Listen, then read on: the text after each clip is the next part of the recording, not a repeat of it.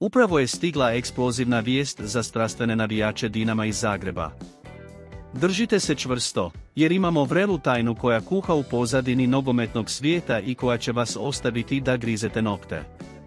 Zamislite samo, onaj talentirani igrač iz Bayerna koji je ostavio europske terene zapanjenim, možda je na korak do potpunog zaokreta u svojoj karijeri i prelaska kod nas u Dinamo.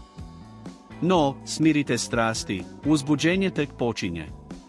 Ako želite biti prvi koji će saznati i ne propustiti nijedan detalj o ovoj novosti koja obećava potresanje svijeta nogometa, bolje je da ne oklijevate, odmah se pretplatite na naš kanal i aktivirajte obavijesti kako biste bili dio ovog uzbudljivog zapleta.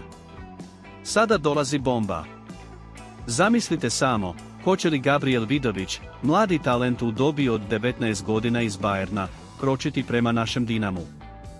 To je priča koja se čita između redova, zagonetka koju će razaznati samo najpažljiviji. Sve je počelo nakon što je Gabriel Vidović lajkao neke objave našeg Dinama na Instagramu. Slučajnost ili ne, to je ostavilo sve iznenađene i umove užurbanima. Postoji šapat da bi Vidović mogao biti šlag na torti našeg tima u ovom ljetnom prijelaznom roku. Znate zašto? Nakon što je proveo neko vrijeme posuđen Vitesseu, čini se da mu šansa za sjaj u gigantskom Bayernu nije više toliko blizu.